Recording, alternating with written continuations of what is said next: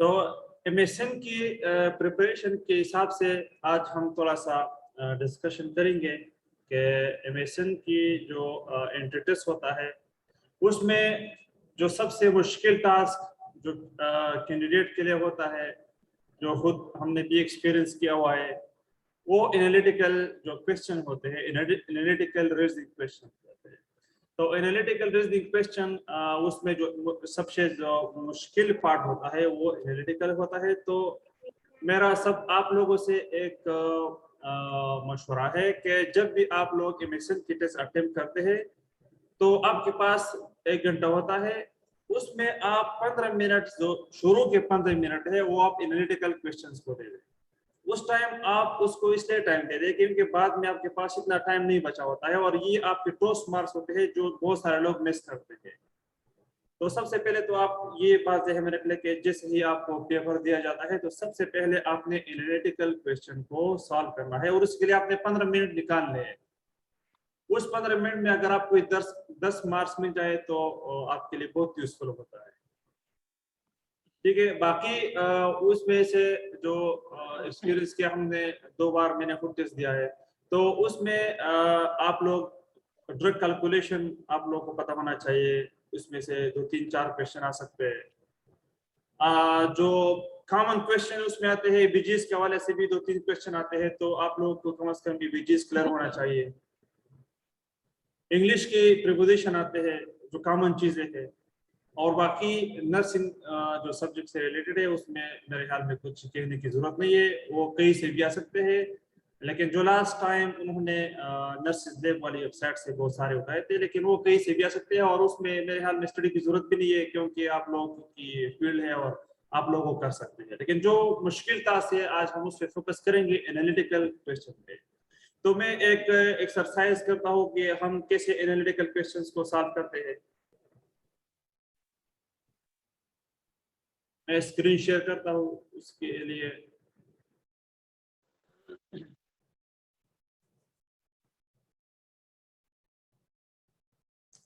अच्छा, सबसे पहले आपकी 5 बातें जहन में याद रख ले कि सबसे पहले जो आपको एनालिटिकल क्वेश्चन की जो सिनेरियो देती है या कुछ वो 5-6 बातें आपको दी जाती है कि अगर ये ऐसा है तो ऐसा क्या होगा।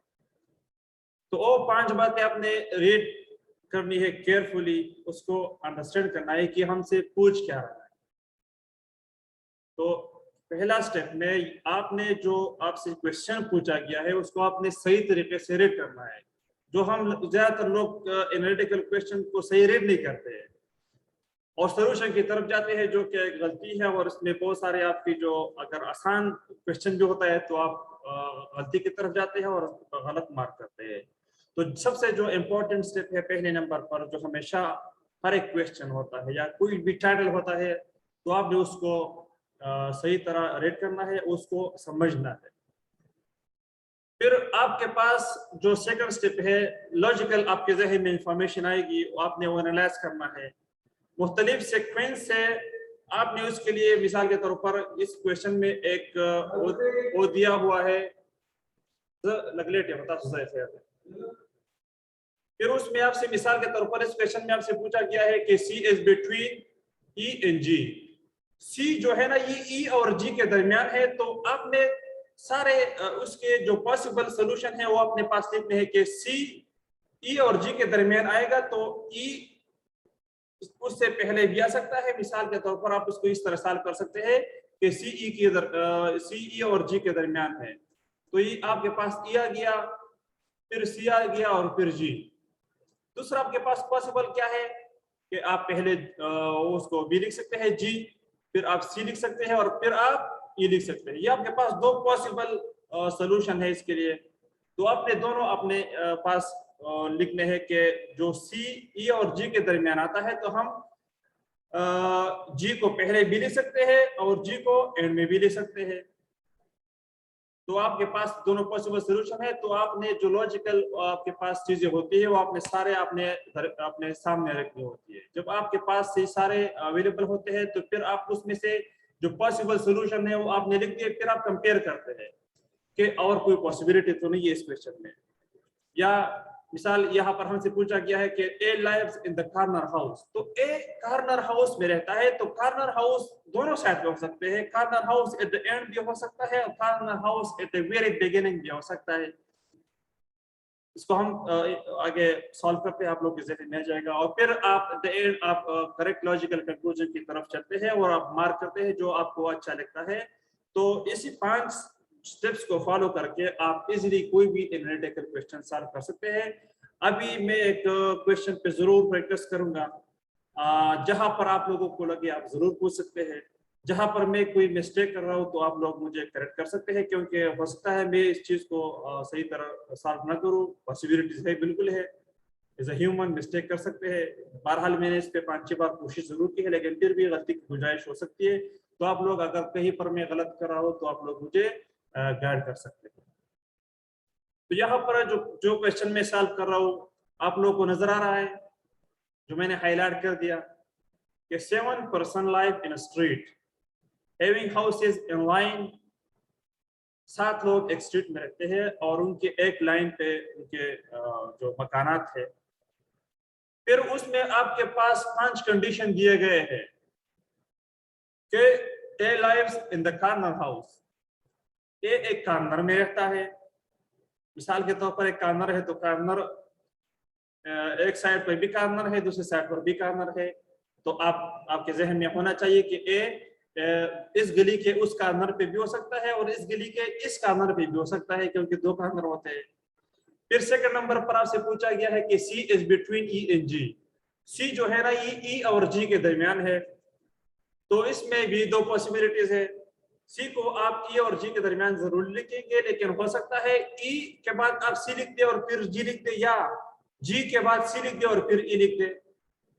फिर आपसे 3rd नंबर पर जो कंसिडरेशन है वो है कि there is one house between D and F, D और एफ के दरमियान एक हाउस है। 4th नंबर पर जो कंसिडरेशन है वो है कि F is the neighbour of D of G, A F जो है ना ये जी के नाइबर है। And there are 2 houses between A and G, और ए और जी के दरमियान 2 हाउसेस। तो इन सारे स्टेप्स को अपने सामने जब आप लिखते हैं, आपके पास पॉसिबल सोल्यूशन अपने पास लिखते हैं, तो आप लॉजिकल कंक्लूजन की तरफ जा सकते हैं। अगर आप सारे पॉसिबल सोल्यूशन फिर उसमें जो बेहतरीन आपको लगता है उसको आप चूज करते हैं, तो आप एनालिटिकल क्वेश्चन, कोई भी एनालिटिकल क्वेश्चन आसानी से सॉल्व कर सकते हैं।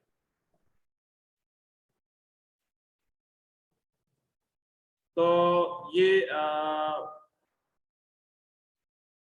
हम अभी सोल्यूशन की तरफ चलते हैं। हमसे 5 क्वेश्चन पूछे गए हैं, इन 5 क्वेश्चन को हमने क्या करना है, इसका आंसर करना है कि who lives in the second corner. एक कॉर्नर में तो हम कहते हैं कि ए रहता है, लेकिन दूसरे कॉर्नर में कौन होगा, ये मैंने हाईलाइट किया है कि इनमें हम प्रूव करें कि हमने अपना जो एक्सरसाइज है वो ठीक किया हुआ है, इसलिए सिर्फ मैंने उसके आंसर मार्क किए हैं। लेकिन हाँ, क्वेश्चन पेपर में ये आपको मार्क हुए नहीं मिलेंगे, फिर सोल्यूशन की जरूरत नहीं पड़ेगी। अच्छा, who lives in the middle, ये भी एक क्वेश्चन है। फिर who lies between B and G, B और जी के दरमियान कौन रहता है। फिर आपसे ये पूछा गया है कि ए के नाइबर कौन है। और 5 नंबर जो क्वेश्चन आपसे पूछा गया है कि there are dash houses between B and E, B और ई के दरमियान कितने फिर हाउसेस हैं। ठीक है, ये जो 5 कंसिडरेशन है ये इसलिए मैंने उठाए हैं कि हम आप सोल्यूशन की तरफ चलते हैं, तो मैं उसको कॉपी करता हूँ।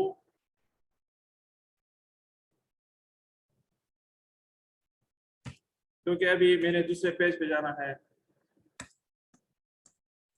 आप लोगों को नजर आ रहा है, कोई एक बंदा रिस्पांस करे प्लीज। Yes sir. ठीक है, तो यहाँ पर हमारे पास जो 5 कंसिडरेशन है हम इसको स्टेप बाय स्टेप सॉल्व करते हैं।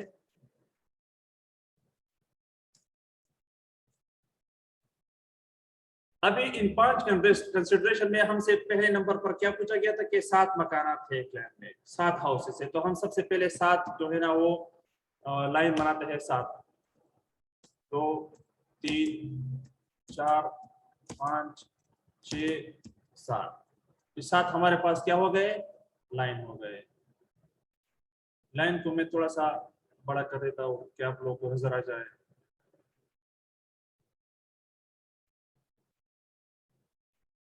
ये हमारे पास 1 2 3 4 5 6 7 लाइन हो गए। सेकंड नंबर पर आपसे पूछा गया है कि A lives in corner house, ये कार्नर हाउस में रहता है। तो कार्नर हाउस ये कार्नर भी हो सकता है और कार्नर हाउस ये कार्नर भी हो सकता है। तो दोनों जो पॉसिबल सोल्यूशन है वो अपने पास लिखते हैं। जो एक लाइन की जगह ए आ गया, बाकी आप यहाँ पर आपके पास 6 लाइन रखते हैं तो आपने 6 लाइन लिखने हैं। आपने 6 लाइन ड्रा करना है, हिसाब नहीं करने, क्योंकि एक लाइन में एक कॉर्नर की जगह ऑलरेडी आपने ए लिख दिया। तो फिर आपके पास 2 3 4 5 6 7, ये आपके पास एक सोल्यूशन है। सेकंड नंबर पर आप ये लिख सकते हैं कि ए को इस कॉर्नर पर भी ला सकते हैं। तो फिर आप वही चीज लिखते हैं, 1 2 3 4 5 6 और 6 के बाद आप ए लिख सकते हैं।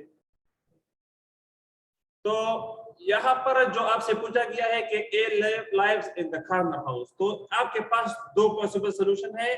आप ए को इस कॉर्नर पर भी डाल सकते हैं और आप ए को इस कॉर्नर पर भी डाल सकते हैं।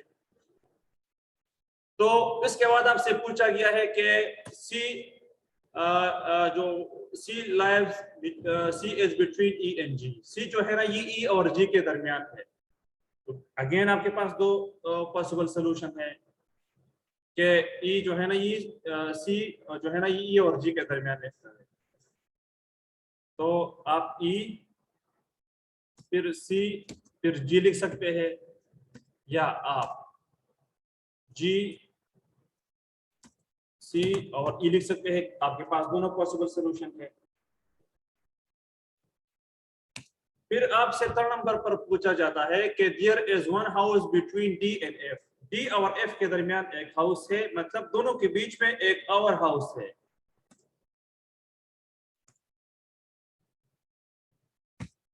तो यहाँ पर आप डी लिखते हैं और बीच में एक जगह छोड़ते हैं और फिर एफ लिखते हैं। डी और एफ के दरमियान एक हाउस है। तो आप इसको 2 पॉसिबल सोल्यूशन क्या लिख सकते हैं कि डी और एफ के दरमियान है, तो आप एफ पहले भी लिख सकते हैं और आप एफ बाद में भी लिख सकते हैं। उसके बाद आपसे जो वो पूछा गया है कि F is a neighbour of G, F जो है ना ये जी का नेबर होगा।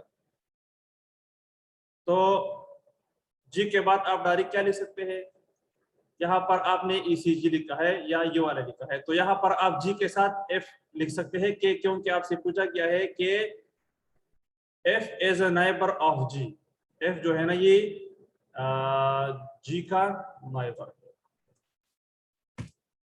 एट द एंड आपसे ही पूछा गया है कि there are 2 houses between A and G, A और जी के दरमियान 2 हाउसेस है। ए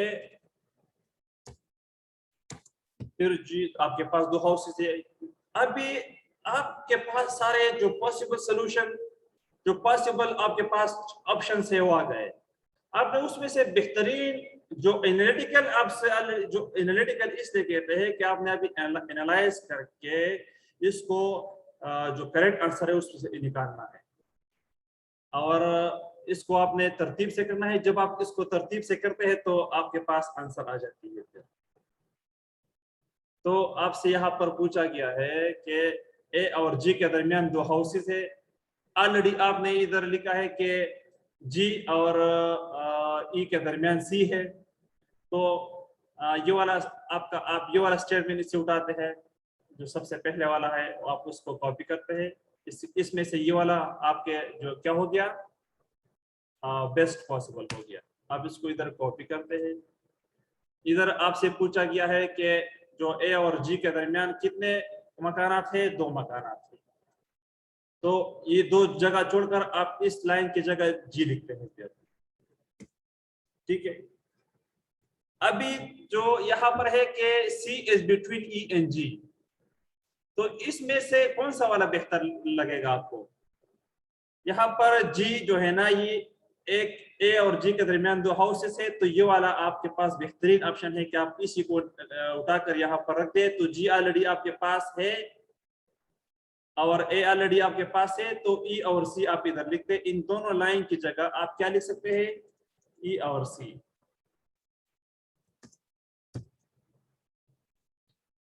अभी यहाँ पर आपसे पूछा गया है कि f is neighbour of g, f जो है ना ये g के नाइबर है, तो g के फौरन बाद आप f लिख सकते हैं।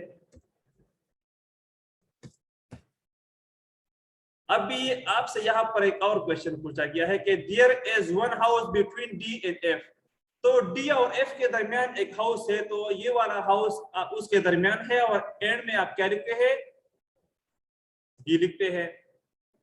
तो बीच में अभी आप जो एक हाउस है वो आपके पास अभी रह गया है, अब उसको आपने क्वेश्चन से निकालना है।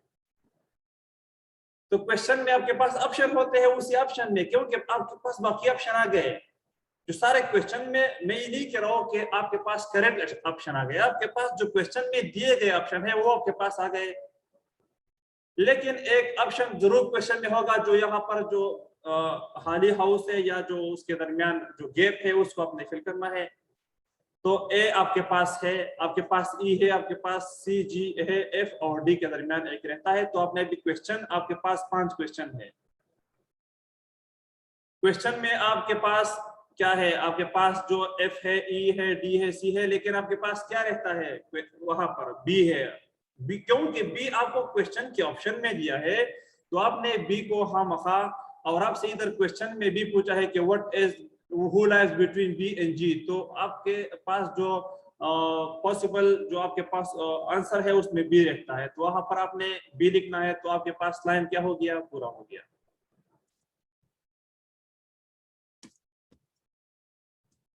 अभी आपके पास अगर लाइन पूरा हो गया, अब इजिली आंसर दे सकते हैं कि एक कार्नर पे कौन रहता है, ए रहता है, दूसरे कार्नर पे कौन रहता है, डी रहता है। तो फर्स्ट नंबर क्वेश्चन पे चलते हैं कि who lives in the second corner. तो पहले कार्नर, अच्छा मैं ऐसा करता हूँ कि इसको कॉपी करके हर एक के तरफ साथ रखता हूँ कि आप लोगों की कंफ्यूजन ना हो। कि हमारे पास जो पॉसिबल लाइन है जो हम चाहते हैं उसको हर एक के आगे रखते हैं।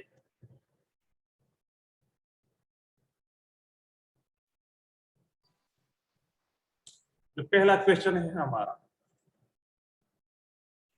कि who lives in the second corner, second corner में कौन रहता है। आपके पास जो हमने जो क्रिटिकल थिंकिंग करके, एनालिटिकल करके हमने ये चीज निकाल लिया।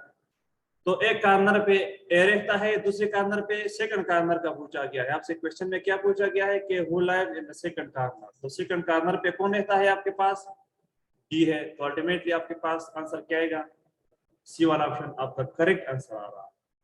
और ये आप प्रूव करें क्योंकि आपके पास लाइन ऑलरेडी मौजूद है, सारे पॉसिबल सोल्यूशन से निकालकर आपके पास अभी सारे ऑप्शन मौजूद है। तो एक कार्नर पे अगर ए रहता है तो जाहिर बात है दूसरे कार्नर पे कौन है, डी है। और इधर आपके पास जो क्वेश्चन जो ऑप्शन होते हैं इसमें 5 ऑप्शन है, उस 5 ऑप्शन में सी वाला जो आपको है ये करेक्ट आंसर है। सेकंड नंबर पर क्वेश्चन पर आप आते हैं कि who lives in the middle, दरमियान में कौन रहता है। आप अगेन यहाँ पर अपना क्वेश्चन को करें तो 7 मकानात है, 3 इस तरफ कर ले और 3 इस तरफ कर ले, दरमियान में कौन रहता है, जी रहता है। तो जी नंबर अगर दिखे तो आपके पास ई नंबर पर जो ऑप्शन है वो जी आता है। आपका करेक्ट आंसर क्या हो गया, ई हो गया। ई के आगे जी है तो मतलब ये मैं नहीं कह रहा हूँ कि ई आंसर है, लेकिन यहाँ पर हमारे पास जी दरमियान में रहता है, तो जी हमारे पास क्या है, दरमियान में रहता है, लाइव्स इन द मिडल। तो ई के आगे जी है तो हमारा जो करेक्ट आंसर होगा वो ई होगा। उसके बाद जो थर्ड नंबर क्वेश्चन पे हम आते हैं। थर्ड नंबर क्वेश्चन में अगेन हम आंसर को जो हमारे पास लिस्ट है उसको हम आगे रखेंगे। यहाँ पर पूछा गया है कि who lies between B and G, B और जी के दरमियान कौन रहता है, तो बी और जी के दरमियान एफ रहता है। तो एफ हमारे पास यहाँ पर करेक्ट आंसर है, तो एफ डी नंबर ऑप्शन हमारे पास क्या हो गया, ठीक हो गया। अभी जो यहाँ पर पूछा गया है कि who is a neighbour of A, A की जो गवांडी कौन है, पड़ोसी कौन है।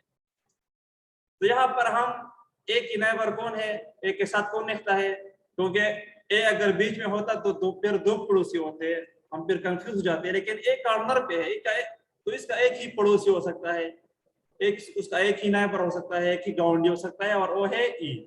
तो हमारे पास करेक्ट आंसर क्या आ गया, ई आ गया।